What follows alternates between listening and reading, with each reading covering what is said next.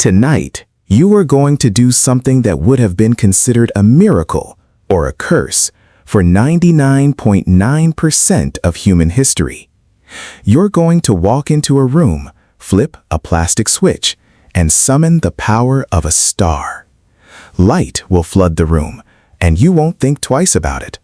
But here's the terrifying truth.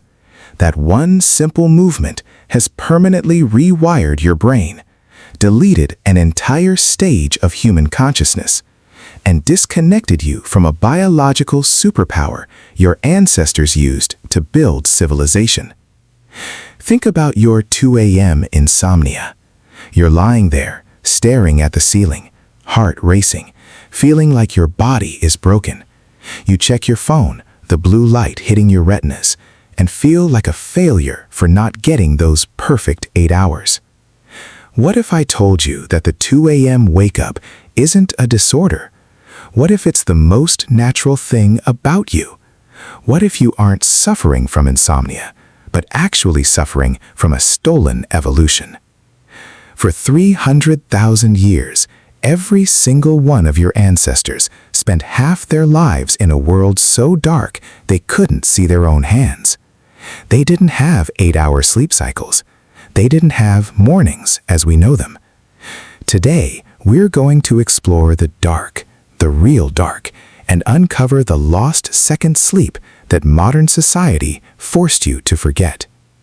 This is the story of how a light bulb killed the most creative part of the human mind. To understand what we lost, we have to go back to Wonderwork Cave in South Africa, 1 million years ago.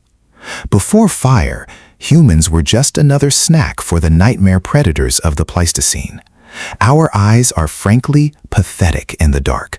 Compared to a leopard or a hyena, a human at night is just a slow-moving, blind protein bar. For eons, sunset meant one thing: climb a tree and don't move. If you moved, you died. Then came the fire. The 30-foot sanctuary. Fire didn't just cook food, it created a geography of safety. A campfire creates a circle roughly 30 feet in diameter. Inside that circle, you are a god. Outside that circle, you are prey. But fire did something even more radical. It gave us time. Think about the math. Without fire, your useful day ends at sunset. In winter, that's only 8 hours of activity. Fire suddenly unlocked 4 extra hours of life every single day, and it was in these bonus hours that humanity was actually born. Anthropologist Polly Wiesner spent years with the Juhoansi Bushmen, and her findings are mind-blowing. She found that daytime talk is 80% work talk, logistics, complaints, and food. But at night, everything changes. 81% of campfire talk is storytelling. This is where myths were born.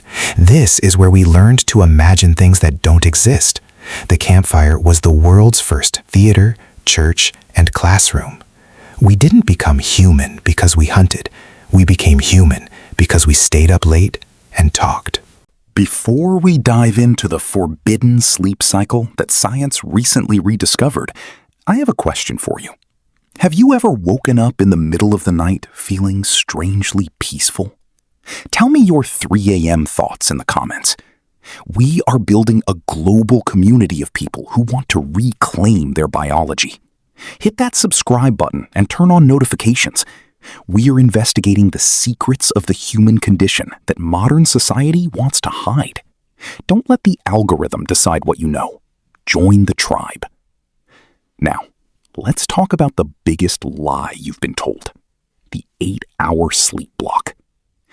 In 2001, historian Roger E. Eckrich uncovered a secret buried in over 500 historical documents, diaries, medical texts, and even Homer's Odyssey.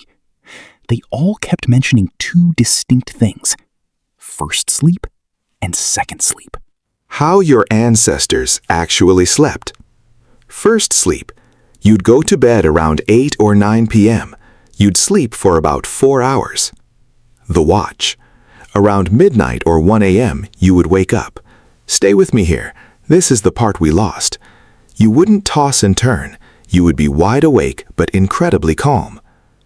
Second sleep. After 2 hours of being awake, you'd drift back off until dawn. During the watch, people did everything. They visited neighbors, they prayed, they studied. Doctors in the 1500s literally advised patients that the best time to reflect and learn was during this midnight window. Even more fascinating, a 16th century French physician claimed this was the best time for couples to conceive children because they were more rested and joyful. Why didn't we know this? Because when historians read these texts in the 1800s, they thought first sleep was just a figure of speech. They literally mistranslated ancient Latin because they couldn't conceive of a world without a solid 8-hour block. You might be thinking, that's just old stories. Our bodies have evolved. Wrong. In 1992, psychiatrist Thomas Ware conducted a landmark experiment. He took a group of people and stripped away all artificial light for a month.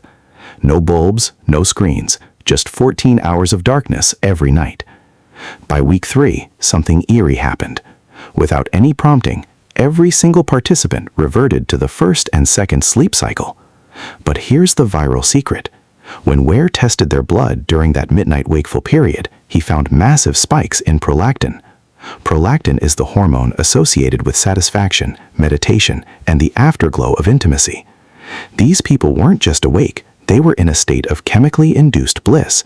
They described feeling a level of peace that doesn't exist in the modern world.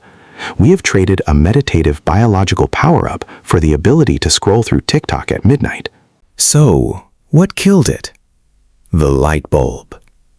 In the 1600s, the word curfew came from couvre-feu, cover the fire.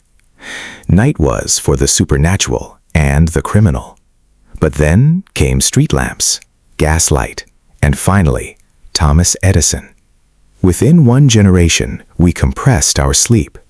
We forced our bodies to do in one chunk what used to take 12 hours. We invented the 9-to-5 workday, which has no room for a midnight watch. When you wake up at 3 a.m. now, you panic. You feel anxiety. That anxiety produces cortisol, which ruins the experience.